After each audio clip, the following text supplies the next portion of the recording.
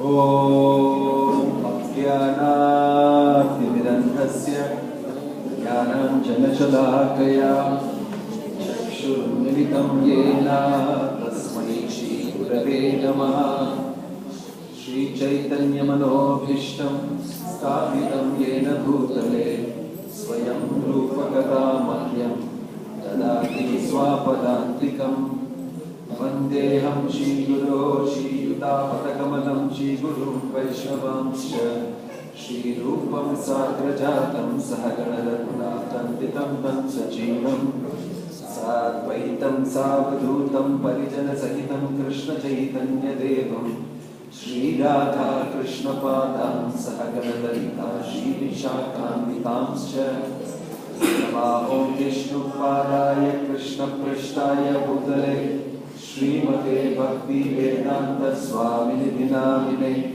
Namaste Saraswate Deve Gauravani Pracharine Nirvisesha Shunyavadi Paschatya Deshatarine Jaya Sri Krishna Chaitanya Prabhu Nityananda Shri Advaita Gadadhara Shivasadi Gauravakta Vrinda Hare Krishna Krishna Krishna Hare Hare Hare Rama Rama Rama Hare Hare Hare Krishna. Hare Krishna. Very happy to see all of you on the auspicious day preceding Ganesh Chaturthi, the weekend, gathering together to get a little insight into devotional, spiritual aspects of our life. It is described that the world we live in is accepted as real by us, but actually it is not real in the sense that it is illusion. It may be real, but it is temporary. And then there is another world that is actually real and permanent. And Krishna in Bhagwat Gita is inviting us to that real world. Yad katvana nivattante tadhama paramam mama. Once having come to this real world, you won't find it necessary to come back to this illusory world. But it is very amazing that while we are here, we take everything so seriously. We consider everything to be so deeply personal. And we cry over things. We have feelings, emotions over things which actually don't last. And even we don't last. We die. We die. But although we keep hearing we die, we don't really register it. We don't really digest it. People, when I speak Bhagavad Gita, people, they keep saying, yes, I know we die. That's why Krishna in the Bhagavad Gita is spending a lot of time to Arjuna, right in the beginning, in the first and second chapter, especially in the second chapter, telling Arjuna, you don't die, you don't die, you don't die, keep saying. न जायते म्रियते वा कदाचिन नायं भूत्वा भविता वा न भूयः अजो नित्य शाश्वतो अयं पुराणो न हन्यते हन्यमाने शरीरे. न हन्यते, you are not destroyed when this sharira is destroyed. The understanding that I am not this body, this is temporary. I am a permanent, eternal spirit soul. Krishna, Bhagavan, is eternal, spiritual, supreme personality. I have an eternal relationship with Him. That relationship will never die. God is always present. I am always present.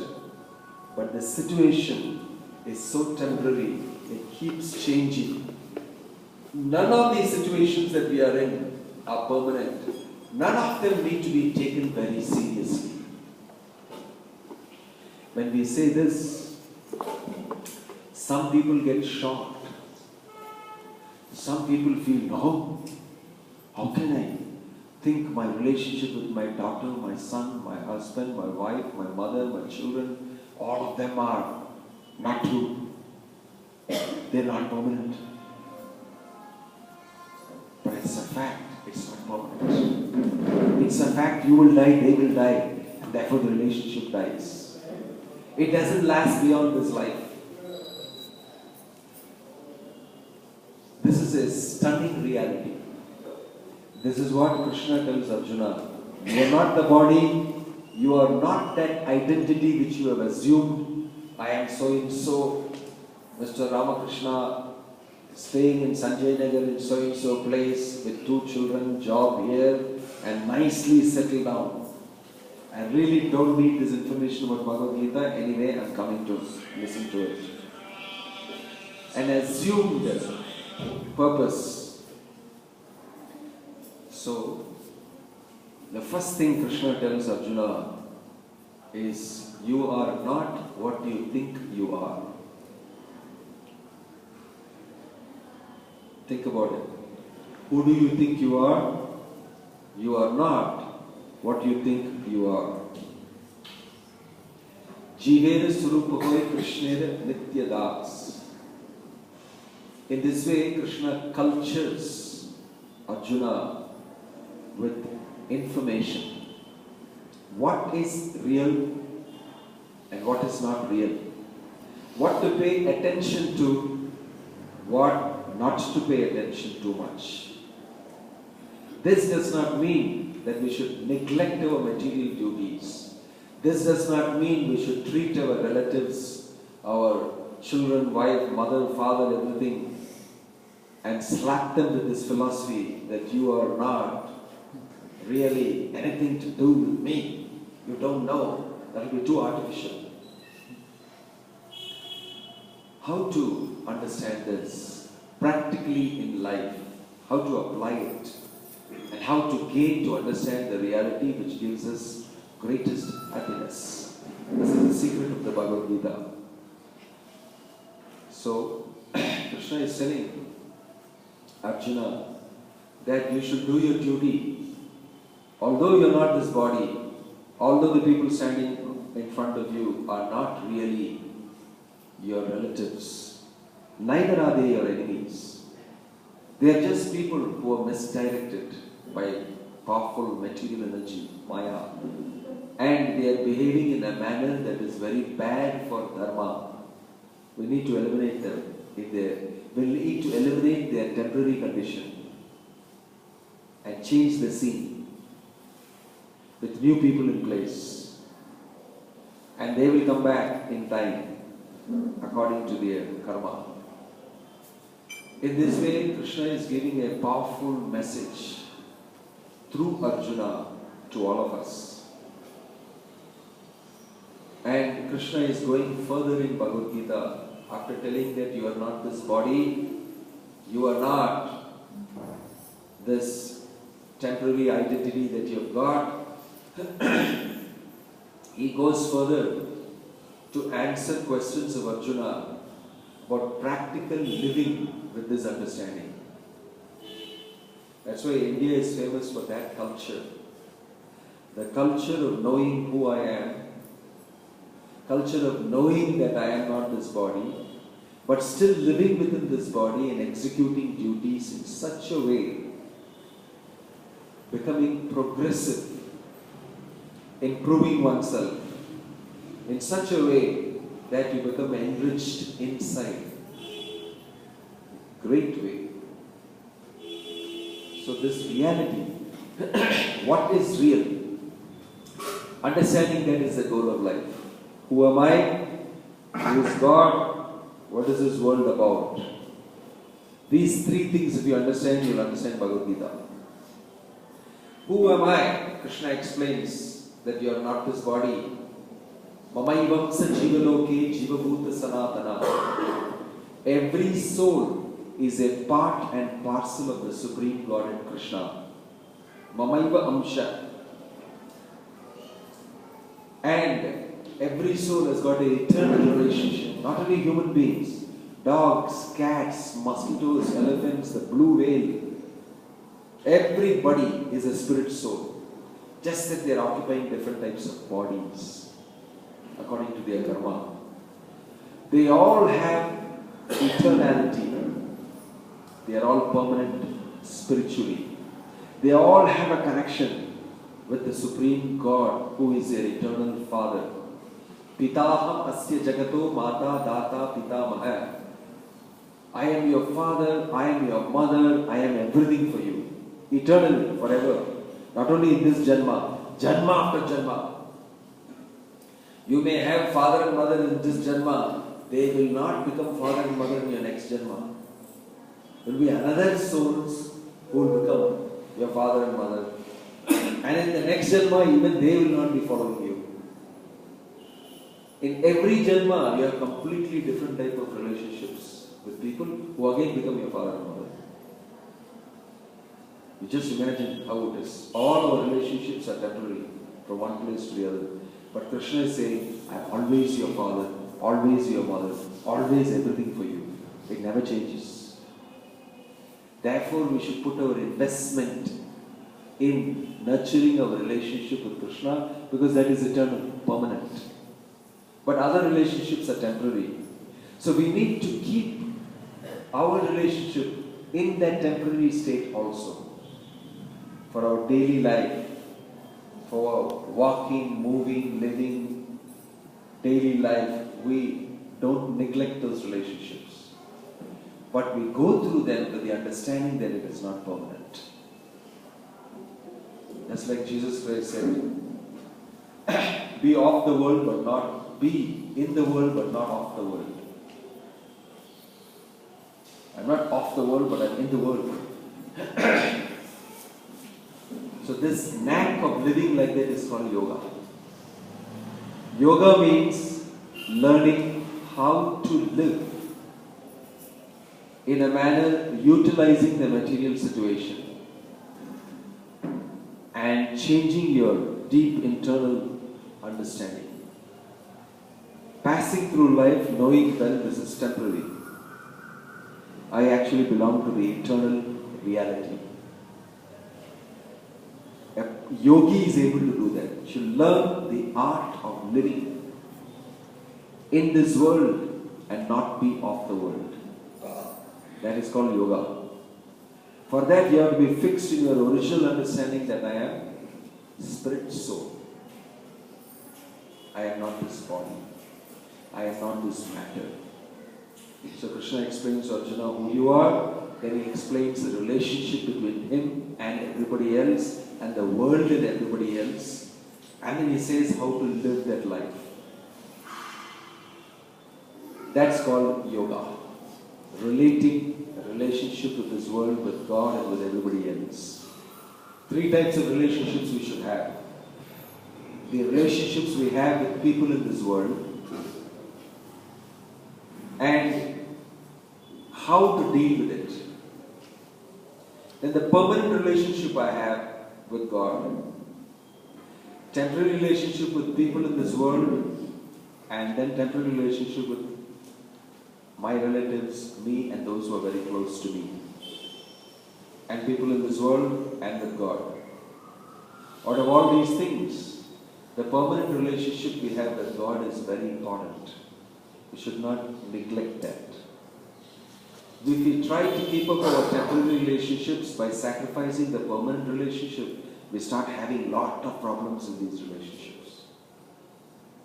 The central networking principle of relationships is Krishna. And when all our relationships are networked with Krishna in the center, we'll see all our relationships are very successful. And we don't lose sight of the permanent. So, our relationships with the material world, the world view we have of things in this world, people whom we meet people whom we live with, our relationship, and then finally acquiring that great relationship with Krishna, which Krishna explains, my relationship with you is a relationship of love, bhakti. You can know me very easily if you develop a love for me. So God can be worshipped as an order supplier. Oh God, please give me this, give me that, dhanam dehi, vidyan dehi. Tomorrow there will be a lot of people praying to the Lord, to Ganesha, and offering homa, yajna, tapasya, carrying him, and then doing all sorts of things to him. Finally what they ask is, give me this benefit, give me that benefit, material benefits. No doubt, it's a nice thing to seek from the Lord only material benefits. But the Lord can give something greater than only material benefit. Because material benefit is temporary, your life is temporary anyway. Lord can give something greater than just ordinary, temporary material benefit. He can give you permanent happiness, permanent benefit. But we should know how to ask. Learning how to pray is something very important in life. Everybody knows how to beg. Everybody knows he has wants. Everybody knows he can ask. But to be intelligent, to know what I need and to ask for that. What I want is different from what I need. What I need, you need to get educated to know. But what I want, I can immediately ask. As soon as the child is born, it knows what it wants. Starts crying and the mother gives you everything that's needed. And keeps on growing, and as he grows, keeps asking for all the wants. The mother is the want supplier. And the father tries to train the child with the need supply. He disciplines the child. He says, no, you must be like this, you must be like that. And sometimes there's a fight between the mother and father as to whether we should supply need or wants. But the soul really needs to be catered according to its need. Not that the wants are denied. Right? So we should know how to pray for our need. Our wants will automatically come according to our karma.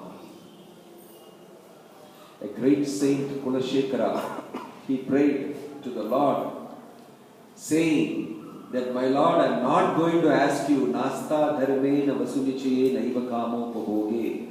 I am not going to ask you for all these temporary material benefits, for good enjoyment, material assets. All that I won't ask you, because that will come anyway to me without even asking you, according to the Dharma. But what I am going to really ask you is to give me devotion to you. That may not be written in my karma. That is something that I have developed in this life. And that is something that only you can give. And I want to really ask you for that. This is intelligent prayer. Very intelligent prayer. In the human form of life, you can ask God for this and He will reciprocate with you. You should know what to ask. Prabhupada, our founder, gave us an example of everybody prays to the Lord. And the nearest thing in their mind is the things troubling them. So he told us about an old lady who was carrying firewood from the forest. Every day she used to go and chop up all the different pieces of wood and carry it on her head. And she was getting very tired and it fell down. She said, oh gosh, God, please help me. She said like that, and God appeared in front of her and said, what do you want? Can you please put this on my head? And he put on the head. He said, thank you. And she left. For that moment, the only thing she could think of is her want. But she could have asked God so many wonderful things. Prabhupada also told us the story of the beggar who did an amazing activity for the king without himself knowing it. Some good thing he did. And the king became very thrilled with him. And he said, call that beggar, I want to reward him. And the king is known to be a very generous person. So all the ministers became afraid by chance if the king says, I'll give you half the kingdom to this beggar because of his great charitable disposition. What will happen? So they were all praying, I hope the king doesn't do anything like that. So they brought the beggar inside. He came with his bowl, with his, rags, and with all his paraphernalia, he said, first time he's coming into a palace. Wow! He was keeping on looking at what is this? And he has never seen anything. He's always living on the roadside always. So he looked and said, I was completely stunned, and the king was watching him. He was not looking at the king. The door he was touching, the pillars he was touching, all studded with diamonds and stones and everything. And he was, wow! He was walking very carefully, barefoot. He was stunned. And they were all thinking, what is he going to ask? Is he going to ask, give me this palace, give me the kingdom? And he came, and the king said, oh, so and so, how wonderfully pleased I am with you for your service to my kingdom. Please tell me what you want, I will give you. I am so happy with you. Only then he looked at the king, who was still very stunned. Then he looked at everybody, and the ministers said, I hope he doesn't say so. They were all waiting. Then he looked at himself, looked at his bowl and said, my bowl has got a hole, I am not able to beg properly, give new bowl. After all that, complete anticlimax is what he asked. The minister said, oh gosh, so wonderful. We'll give him a golden bowl. The king gave him a golden bowl. Keep it with you. Without any hole in it. He was so thrilled, now I can pet in a golden bowl. He's not forgotten that he is a beggar. He doesn't want to forget. He wants to perpetrate his beggar occupation further. He's so conditioned to think I am a beggar. When he came in front of the king, he could think so many other things and change his role. I don't want to beg anymore. I want to work for you. I want to be a minister. He could say so many things the king would have given him. The king would have given him a portion of his kingdom also. But it didn't occur to him. Same way when we go to pray to the Lord, what He can give you, what you need. If you're not educated, you don't know how to pray, what to ask for. Therefore, Bhagavad Gita educates you what you can ask, what you really need. Don't think I'm a beggar and go and ask again. Dhanandehi, give my daughter a nice husband, give my son admission in the US university, give him this particular job. Oh God, I paid 10 more coconuts, I bang and break it. I go on Anga Pradakshinam around, I pray to you. Please give me this little tinsel stuff that I'm asking you. Very easily it is given. That's why God doesn't deal with that. Bhagavan doesn't deal with that. He has lot of agents. They are called devatas. He deals with them. He outsources it to them. This, if you want, you can ask. He'll give you. They are agents. You deal with it. But if you want, like Kulishekara Alvar said, the real stuff, I want to be with you. I want to be working for you. I want to have devotion for you. Then He becomes pleased also. Oh, you're educated. You know what to ask. He immediately gives it to you. So Bhagavad Gita educates us on who we are, what we are worth, what we can ask from our Father, Supreme Father, God, because He can give that to us. He's got unlimited wealth, opulence, fame, beauty, knowledge, renunciation, everything. That's why it's called Bhagavan. And therefore we should ask Him like that. So, who are you? What's your relationship with God? What's your relationship with this world and people with it? And what's your real destination in life? Impermanency of this world. And how serious should we take about it? That's why Chanakya Pandit said that this life, you must always meditate on the fact that it is not permanent.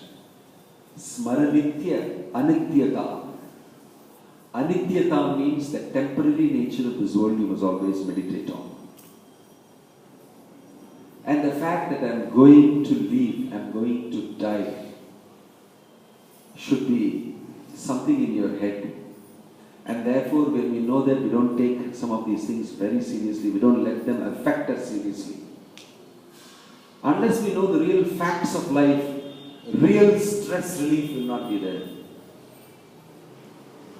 You see. But although we watch people die, although we watch people being born, somehow inside our head we always think that these things are not going to happen to me. This is a wonderful thing in this world. Yudhishthira was accosted by this Yaksha. In the Mahabharata it is mentioned. And all his brothers went to the lake and drank water. They didn't answer the questions of the Yaksha and they died. Finally, Yudhishthira Maharaj, he went there. And the Yaksha said, if you don't answer my questions, you'll also die like your brothers. Don't drink the water. So he said, yes, I will answer. And all the questions he asked, everything Yudhishthira Maharaj answered. Correct, everything he answered. One of those questions that the Yaksha asked is, what is the most wonderful thing you have observed in this world? And Yudhishthira said, Ahanyahanvi bhutani gachanti yamalayam. Every day so many souls are going to Yamaloka. Means they are dying. Seshas thava vichanti kimascharya matatparam. But the people who are watching them die, they think that this will not happen to them and they will stay here. What is more wonderful than that? And the Yaksha said, very correct, this is the most wonderful thing. People watch people die and they go to the crematorium also and they act like, very sad. And as soon as they come back to the van, to their car, to their vehicle, they are back again thinking, let's go to the movie, let's go to this thing, let's go here and enjoy, like that. Immediately. This is an amazing illusion. So life is temporary. This is taught to us in the Bhagwat Gita very nicely. Therefore Krishna says, the best prayer is that prayer that makes the person closer to me by devotion. And he says a devotee is the best yogi. Yoginam api sarvesham addate nantaratmana shraddhavan bhajate yomam sami yuktatamo matah. Out of all types of yogis, my devotee is the topmost yogi. And Krishna concludes in the 18th chapter by saying, if you simply become my devotee, if you simply fall in love with me, you will become perfect in life. You become very happy. Actually, Krishna is asking you to fall in love with him. But we are busy falling in love with so many other people and so many other things in this world. Very distracting. But the only person worthy of our love is Krishna. In this world, many people are expecting love, affection, emotions, relationships. But the world is so designed that these relationships break in front of you. They give you misery. They give you sorrow. But still you're hoping and expecting that there is something happening again. It will be better this way, that way. But when we invest in Krishna and become his devotee and offer our love to Krishna, we will see that it will blossom and blossom and blossom and grow much to your great happiness. Relationship with the Lord is the only permanent thing. That relationship is called Bhakti. Nothing else is called Bhakti. Your love for your daughter, for your son is not called Bhakti. Your love for somebody whom you like is not called Bhakti. Your love for the film actress, the film actor and all is not called Bhakti. None of these things are called Bhakti. Love for the Lord is only called Bhakti. And the person who has it is called a Bhakta. Krishna is saying, become a Bhakta. Man mana bhava mat bhakto madhyaji mam namaskuru. If you think of me, if you worship me, if you listen to my pastimes, will listen to my Leela and all that, you'll gradually develop love for me more and more. In this way, our bhakti should be grown and we fall in love with Krishna. Krishna is very easy to fall in love with. And the love will stay guaranteed, wonderfully safe. As soon as I said that, there is a special ringtone coming up. It must be confirmed. It is confirmed. And that is very special. It's not going off.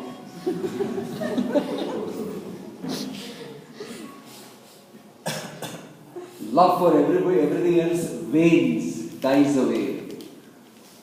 And you die and that person also dies. The relationship dies, you die and that person also dies. Why do we invest in that? But we so much invest in that. But Krishna is asking for investment of your love in Him. That's the meaning of bhakti. But unfortunately, because of our materialistic consciousness, we are rationing out to Krishna little by little. I don't know how good this investment is. We don't have that faith. But we have a lot of faith in everything else and we invest copiously and it fails. But investment of love in Krishna is the real thing that's mentioned in the Bhagwat Gita. Actually, Bhagwat Gita is a love story. It's a love story of love between the soul and God. And since we are out of that love story, Krishna is reminding us, excuse me, I am the person you should love. Please fall in love with me. It will be the best thing you can do. You will become happy, I will become happy, and you will eternally reside with me in happiness. You see, when God is inviting you to fall in love with Him, He is not joking. He is not a person who doesn't keep up His word. But if you go and approach God in terms of karma, in terms of jnana, in terms of yoga, then things and reciprocations are different. But if you approach Krishna on the basis of bhakti alone, devotion alone, immediately He reciprocates. These 4 characters are mentioned in Bhagavad Gita. The karma yogi, the jnana yogi, the ashtanga yogi and the bhakti yogi. And Krishna says the bhakti yogi is the topmost. The karma yogi is a person who wants to connect with the Lord, but he wants material enjoyment. So for the sake of that, he worships the Lord. And sometimes even if it is not the Lord, it doesn't matter. Any God is okay, as long as he gets what he wants. He's such a deeply materialistic person. His worship is meant for a materialistic end. Most people in this world worship like that only. They go to this temple, that temple, this temple, they do this archana, that tapasya, this homa, everything for getting some material benefit. Prabhupada told us a story in Bengal about a worshipper of Kali and his materialistic nature.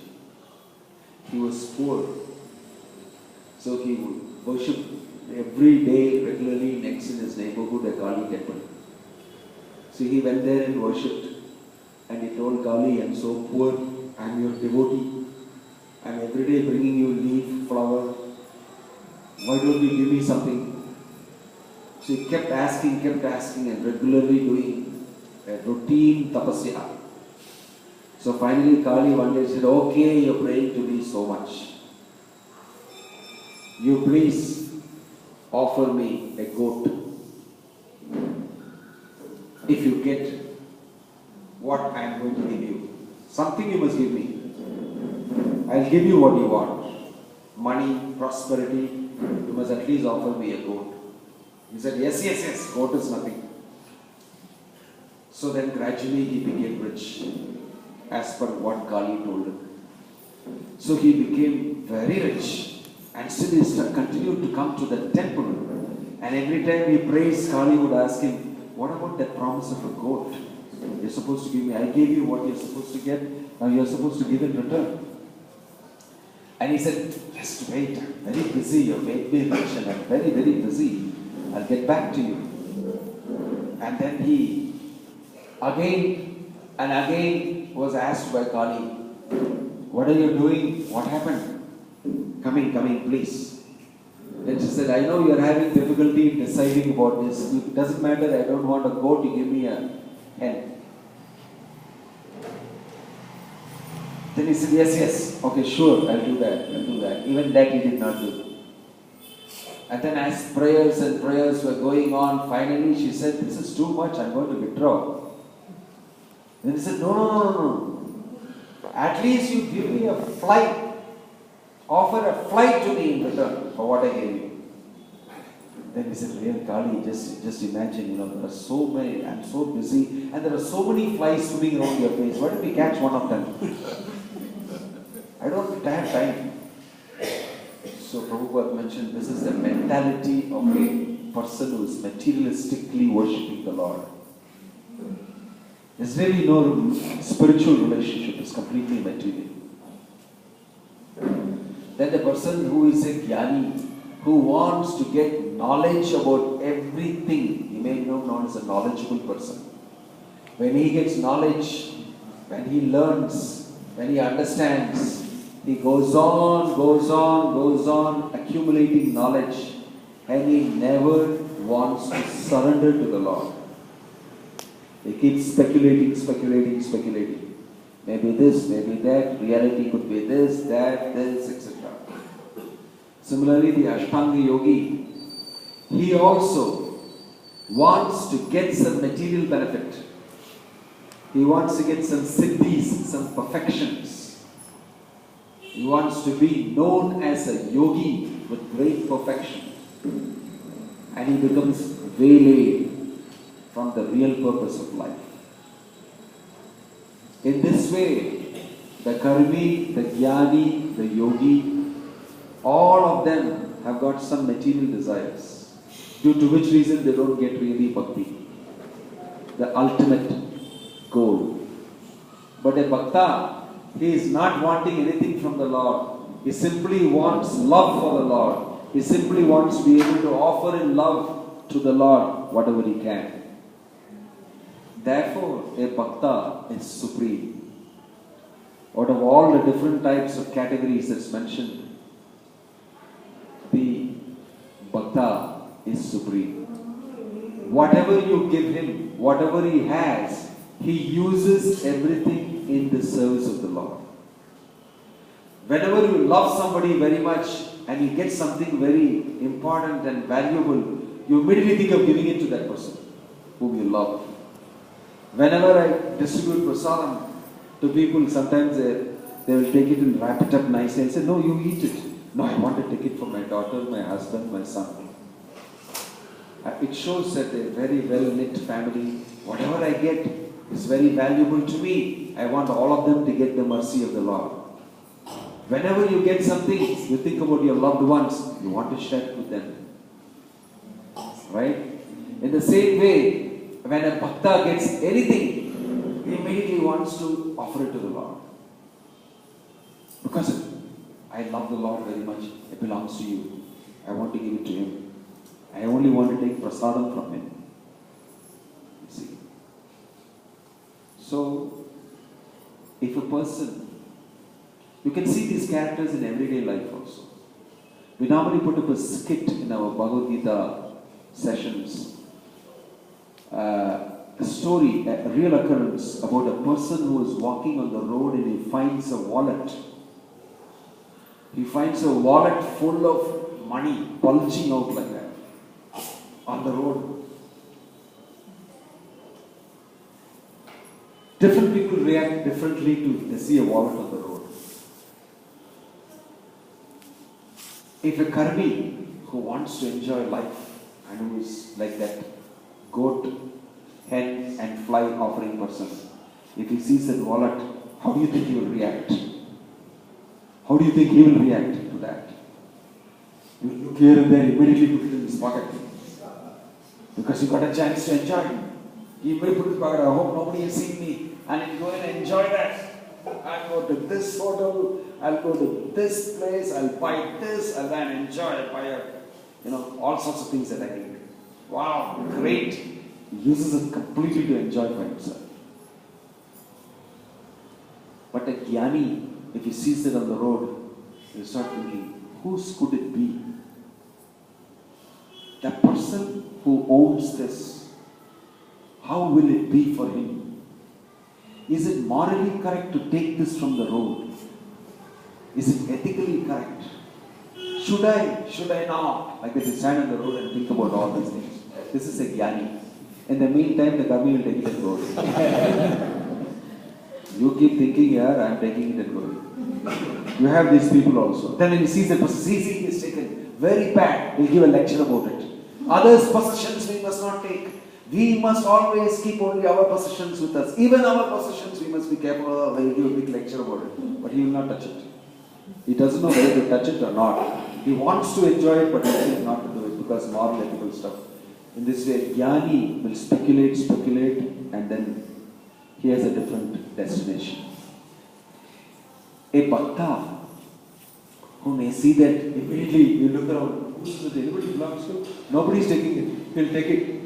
He'll count how much money is there. He may go to the nearest Hare Krishna temple. He may buy books, 10 books, Bhagwat Gita. Then he may tell them, can I buy some prasadam for so much money? He'll buy prasadam. He'll go to the road and he'll say, Bhagwat Gita, please take a Bhagwat Gita. Please, some prasadam for you. He immediately will use the money and spend it for increasing the people's Krishna consciousness, increasing the people's bhakti. He will immediately go and do that. This is the difference between a karmi, jnani, bhakta. So a bhakta is a person who wants to use everything in the service of the Lord. He is looking for things and he knows everything is temporary and material, but a temporary and material thing can be used in the service of the Lord, it becomes spiritual. The act becomes spiritual. It increases my devotion. All my possessions belong to the Lord. I myself belong to the Lord. I am His servant. What to speak about all the things that I possess. In this way, his consciousness is very clear. So whenever you give to a bhakta, you know it will be utilized very well in the service of the Lord. Right? So Prabhupada ji, in one place in North India, he was asked a question by one wealthy gentleman trying to test Prabhupada. Swamiji, if I give you 1 lakh rupees now, those days 1 lakh rupees, 50 years back was a lot.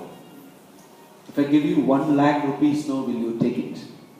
He thought that, no, I don't want money, I'm a sannyasi, I don't want. He immediately told, yes, I will take it, and if you can give me more, I'll take it. And he became very stunned. Why are you saying? So I need a lot of money to spread Krishna consciousness all over the world. People are dying for want of bhakti to Krishna. You must save them. I need all the money in the world and all the manpower. In another place he asked, if each one of you can give me your son, I will train them up to be preachers of Bhagavad Gita. Please consider giving me your son. Join the ashram. People were wondering, what is the Swamiji asking? He's saying, give me money, give me people. I will use them in the service of the Lord. This is the meaning of a bhakta. Bhakta is eager to have material possessions so that he can use it in the service of the Lord. Not for himself like the karmi. For satisfying the Lord, for serving the Lord. So, Bhakti Mukti Siddhi Khami Sakali Ashanta. The one who wants to enjoy bhakti, and then the jnani, and then the yogi who wants to achieve siddha, all of them are unhappy. Krishna Bhakta Nishkama Adaeva Shanta. Because the devotee of the Lord has no material desire, he is very peaceful and happy. Because he knows everything belongs to the Lord. With everything we must use it in the service of the Lord. I should only take what I require a little bit for my roti, kapada, makan, and then I should use everything in the service of the Lord, because anyway everything is temporary, it's not going to last. Even me, my body, my life. So why simply worry about things? So no loss affects him, no great gain also affects him. Sukha dukkha samekritva labho alabho jaya jayo tato yuddhadi yuddhasva naivam papam avapsyasi. Krishna is saying, Arjuna, In happiness and in distress, my devotee remains equanimity, with equanimity. Labho, alabho, jaya, ajayo. Whether there is profit or there is loss, whether there is victory or there is defeat, he doesn't mind. He says everything is a plan of the Lord. And he remains very calm and happy always, unaffected by the material turbulence. So becoming a devotee of the Lord, Krishna mentions, is very advantageous, and it is the best thing that you could do in life. And that is a reality. That's where you really belong. So these simple things mentioned in the Bhagavad Gita, based on keeping Krishna in the center of our life. Many times people ask us after hearing Bhagavad Gita, so Swamiji, are you telling me that I should completely give up my family, my job, my money, everything and join you? I said, no, I don't have a place for you in the ashram. This is not what we are teaching. Our ashram is very small, we can't accommodate all of you. What we want you to know is you should practice it in your house, in your attitude, in your feeling, willing, thinking, where you are. Sthane stita shuti gatan tanuvan manobi. Tanuvan manobi, with your mind, body, words, you can practice these principles and train yourself inside. We will teach you how to do it. In your house you can worship Krishna. In your house you can chant Krishna's names. In your house you can very nicely read Bhagavatam, Bhagwat Gita and understand these principles. In your house when people come, you can speak that to them, engage them in kirtan, bhajan and worship of the Lord. In this way your house will become Vaikuntha. Just a little change in the way we look at things in this world. You see? Don't complicate life. Learning how to live a simple life with love for Krishna in the center of our life. Our primary duty is to learn to love God. Our secondary duty is our duties towards everything else. I have duty towards my family, my mother, my father, my children, my husband, my relatives, my grandfather. All these are duties you must do also. But they should not be performed at the expense of the primary duty. We should not stop our duty towards God, which is permanent and eternal, and then execute these duties which are temporary and it will finish when you die. Human life is meant for executing the primary duty of life. And automatically the secondary duties will be executed. Just like your child is going to school, his main duty is to do what? Huh? Study. Do you want your child to study well or not? How many people, yes, I want my child to study well. Yes or no? Raise your hands. Everybody is raising hands. Yes, I want my child to study well. I want him to learn things nicely, become a perfect gentleman, be successful, everything. Your child, unfortunately, may not be so thrilled about going to school every day and doing homework, writing exam all the time. He also wants to play every day, at least computer games. At least sit and text everybody, WhatsApp, watch some videos, do that, do this, run to his friend's place, go for some match together or watch some rock show together, etc., etc. These are the things he's really interested in. But since he's a little responsible person, he also studies. But if you leave him free, there's a good chance he likes to do this more than that. But he has duties to perform also. He has duties you have given him inside the house. Keep your room clean. Keep your table clean. Keep your shoes in the place. Wash your cycle, your scooter, whatever you've got. Keep it clean. Dress this way. Put your things in the shelf. So many things you have duties. Every day you keep telling him all these things. He goes to school, he comes back. He says, yes, I'll do. I'm coming back just now. After evening, come back from cricket, I'll do that. After I come back from football, I'll do that. Then he doesn't do it. Then you tell him again. So one day he may come and tell you, my dear mother, every day you're telling me about all these things. And I don't have time also. Hereafter, I'll not go to school. I will keep my clothes in place, I will wash my socks, I will polish my shoes, I will keep my table clear, I will wipe the floor, I will take out the litter, I will clean my cycle, I will clean my scooter, I will also clean your car, and do all this. If he says that, because you're always bugging me like this, no? So, no, because I don't have time to do all these things, and you are very displeased with me. He said, no, that's what I want to do. I want to please you. He said, no, I will do all these things, you go to school. Will you say that or not? Yes or no? Yes. Why? Because that's your primary duty. You don't do all these things at the expense of you going to school and becoming a nice individual who studied and educated. I don't want you to do that. Then he knows that now you understand. I'm doing primary duty, don't bug me with the secondary duty. In the weekend I'll try to do it. Yes or no? Yes. Same way, don't get absorbed in the secondary duty so much that you forget the primary duty of a human being. To worship, develop love for God. Material life means forgetting the primary duty and doing only the secondary duty, and then having so many challenges and problems. Spiritual life means focusing on the primary duty and therefore finding it easy to do the secondary duty and becoming successful at that. This is what is spiritual life. Spiritual life does not mean sacrifice one for the other. Learning to balance it. Automatically there will be balance. If you focus on the primary, the secondary will get done.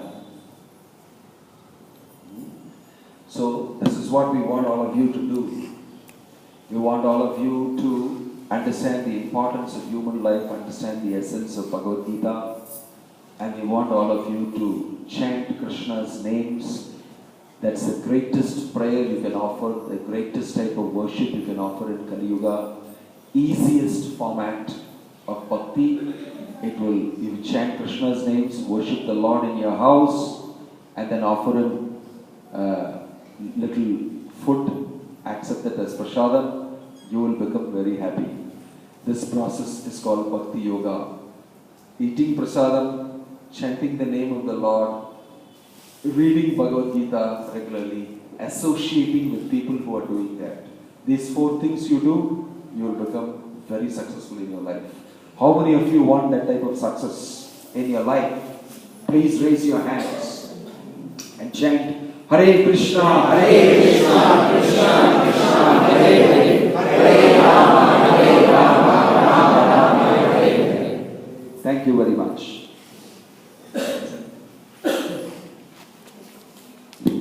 Thank you, Maharaj, for such a wonderful class. I hope you all liked the class. This is the first part of the introduction series.